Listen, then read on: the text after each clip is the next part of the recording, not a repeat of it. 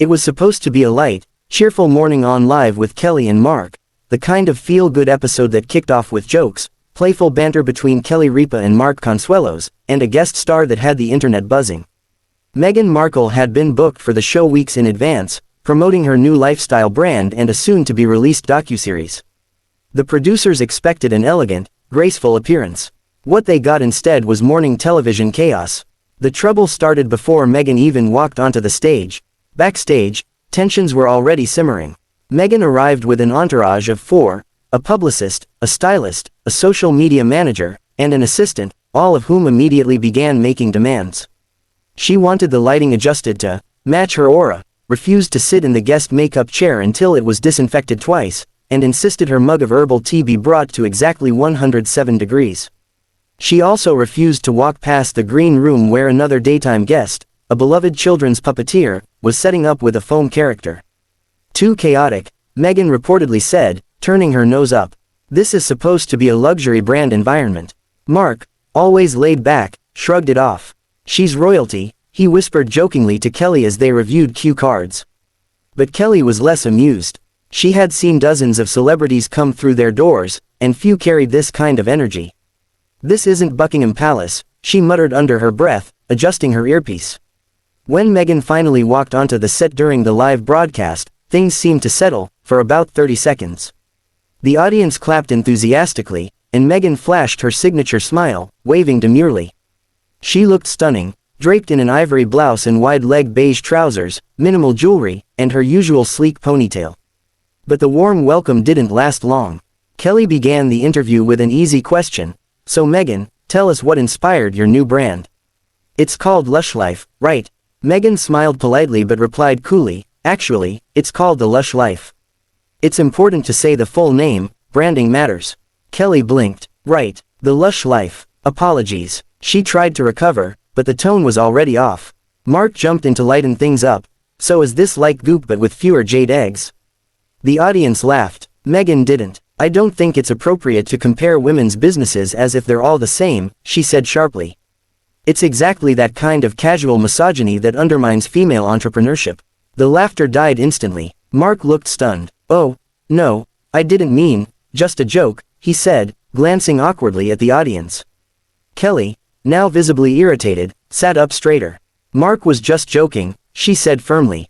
We support women here, Meghan. We've had hundreds of female entrepreneurs on this show. Let's not make this something it isn't. But Meghan wasn't done. She shifted in her chair, eyes narrowing slightly. I just think public platforms like this should do more to uplift instead of mock. You can't say you're pro-women while making flippant comments about their work. The atmosphere turned thick and tense. Viewers at home could sense it too. Social media lit up within seconds. #Meghan on Live began trending as people speculated whether this was a meltdown or a moment of bravery. The producers, watching nervously from the control room, started whispering into headsets. The energy on set had gone from upbeat to confrontational in minutes. Mark looked at Kelly, then at the floor. The live broadcast had several segments left, but already, they could feel something unraveling. What none of them knew was that this interview was about to go completely off the rails. And end in a way no one expected. The tension was palpable, but the show had to go on. Kelly forced a smile, flipping her cue card with deliberate calm. Let's shift gears a little. Your new docuseries focuses on healing and authenticity. Can you tell us what that journey looked like for you? Meghan nodded slowly, crossing one leg over the other. It was about reclaiming my voice after years of being silenced. I think the world saw a version of me that was filtered through other people's agendas. Now, I'm telling my truth. Mark tried again to steer the interview into safer waters. And how has motherhood shaped that truth? Meghan tilted her head. That's a deeply personal question, Mark. I'm not sure this is the right platform to unpack that. The audience murmured. Mark blinked. It was meant to be a warm question.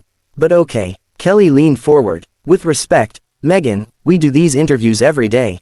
And we never want our guests to feel attacked. But if we can't ask you about your work or your life, then, what exactly can we talk about? Meghan paused, her face still and unreadable. Perhaps that's the problem. You want sound bites. I want depth. And just like that, the gloves were off. Kelly set her cue cards down entirely now. Look, we invited you here to promote your brand, to celebrate your success. We cleared the segment schedule, cancelled a musical performance, and moved up a cooking segment to give you more airtime. We did that for you. Not to turn this into some sort of therapy couch. A sharp breath from the audience. Mark rubbed his temples, clearly regretting ever opening the goop joke. Meghan's posture stiffened. I'm not here for fluff, Meghan snapped. I'm here to talk about real issues. Women's autonomy, media exploitation, toxic systems. Maybe if this show spent less time on cookie recipes and more time on critical dialogue, we wouldn't be having this conversation. Now it was Kelly's turn to stiffen. You're insulting the very platform that invited you. You're on live with Kelly and Mark. Not CNN, not 60 Minutes. This is daytime TV, Meghan. People tune in with their coffee, not a legal pad. The audience was silent, completely frozen. A stagehand coughed off camera.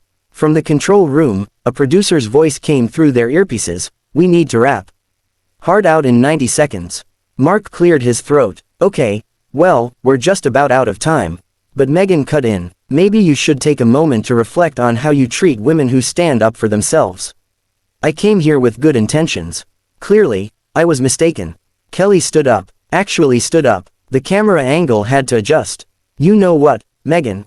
If you think this show isn't worth your time, you don't have to stay. A sharp collective gasp came from the crowd. Mark stood too now, hands raised. Okay, let's not do this here. Let's take a breath. But it was too late. Meghan uncrossed her legs, stood slowly, and looked straight into the camera. Women should never apologize for demanding respect, especially not to people who profit from their stories. She turned and walked off set without a goodbye. Her entourage scrambled after her. The credits started rolling early. Kelly sat back down, brushing invisible dust from her lap. Well, she said with a forced smile, that was spirited. Mark gave the camera a tight smile. Coming up next, cookies. No, seriously, cookies. Twitter exploded. By noon, the clip had gone viral. Millions watched Meghan walk off the set. Some called her a hero. Others called it a meltdown. And as for Kelly and Mark, they had already made a quiet decision backstage. Meghan Markle wouldn't be invited back. Ever.